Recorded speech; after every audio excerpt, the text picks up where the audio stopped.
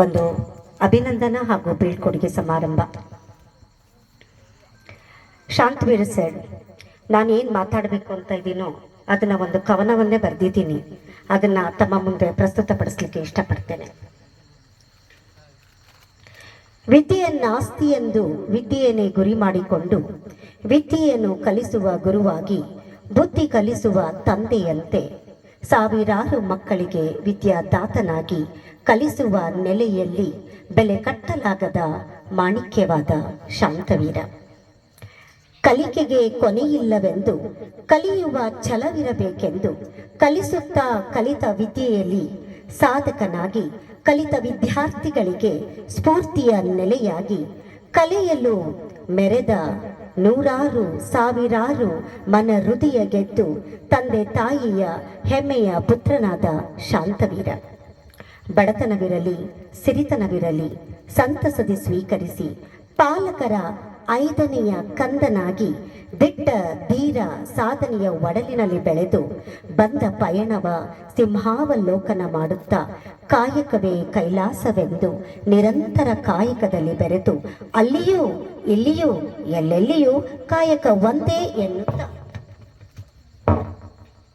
ಕಾಯಕದಲ್ಲಿ ದೇವರನ್ನು ಕಂಡವ, ಆಸೆ ಆಮಿಷಗಳನ್ನು ದೂರ ತಳ್ಳಿದವ, ಶಾಂತವಾಗಿಯೇ ವಿದ್ಯೆ ಕಲಿಸಿದವ, ಶಾಂತವಾಗಿಯೇ ಬುದ್ಧಿ ಹೇಳಿದವ, ಶಾಂತವಾಗಿಯೇ ತಿದ್ದಿ ನಡೆದವ, ತಿದ್ದಿಕೊಳ್ಳದವರಿಗೆ ನಾನು ವೀರ ಶಾಂತವೀರ ಎಂದವ ನಮ್ಮ ಜಮಖಂಡಿಯ DYSP ಶಾಂತವೀರ ಸರ್ ಅವರು. ಅವರು ಬೇರೆ ಯಾರೂ ಅಲ್ಲ, ಅಂದು ಶಿಕ್ಷಕ, ಇಂದು ಆರಕ್ಷಕ. ಶಾಂತವೀರ ಸರ್, ನಮ್ಮ ಕ್ಷೇತ್ರ ತಮ್ಮನ್ನು ಪಡ್ಕೊಂಡು ಒಂದು ಒಳ್ಳೆಯ ಒಂದು ಸ್ಥಿತಿಗತಿಗಳನ್ನು ಕಂಡಿದೆ. ಇವತ್ತು ಶಾಂತವೀರ ಸರ್ ಅವರು ಏನೇ ಸಾಧನೆ ಮಾಡಿದ್ರು ಆ ಸಾಧನೆ ಮತ್ತೊಬ್ಬರಿಗೆ ಮಾರ್ಗದರ್ಶಕ ಆಗಬೇಕೇ ವಿನಃ ಅದು ಸಾಧನೆಯನ್ನು ನಾನೇ ಹೇಳಿಕೊಂಡ್ರೆ ಆಗಲ್ಲ ಅಂತಕ್ಕಂತಹ ಒಂದು ಮನೋಭಾವನೆಯನ್ನು ಹೊಂದಿರತಕ್ಕಂತಹ ಸರ್ ಅವರು ಇವತ್ತು ಜಮಖಂಡಿಯ ಜನರ ಮನೆಗಳನ್ನು ಹೃದಯಗಳನ್ನು ಗೆದ್ದು ಮನೆಯ ಮಗನಾಗಿದ್ದಾನೆ ಅಂತಕ್ಕಂತಹ ಒಂದು ಮಾತು ನಾನು ಜಮಖಂಡಿಯಲ್ಲಿ ಕೇಳಿದ್ದೀನಿ. ಜಮಖಂಡಿಯ ಮಾಣಿಕ್ಯ ಅಂತಾನೆ ಶಾಂತವೀರ ಸರ್ ಅವರಿಗೆ ಕರೀತಾರೆ. ಇವತ್ತು ಶಾಂತವೀರ ಸರ್ ಅವರು ನಮ್ಮ ನಡುವೆ ಇರೋದು ನಮ್ಮ ಸೌಭಾಗ್ಯ. 2.5 ವರ್ಷಗಳು ಅವರ ನಿರಂತರ ಒಂದು ಸೇವೆ ಶ್ಲಾಘನೀಯ.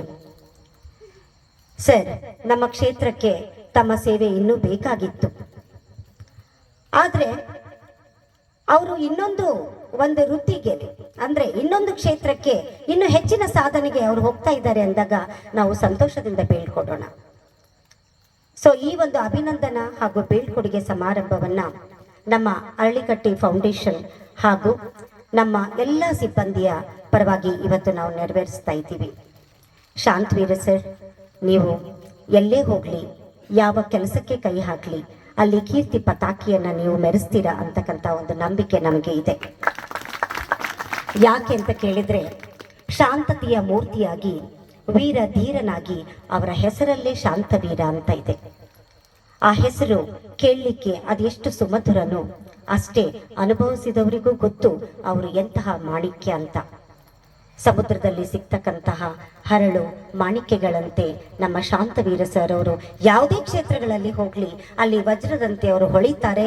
ಆ ವಜ್ರದಂತೆ ಹೊಳೆಯೋದನ್ನ ನಾವು ಕಂಡು ಸಂತೋಷ ಪಡ್ತೀವಿ.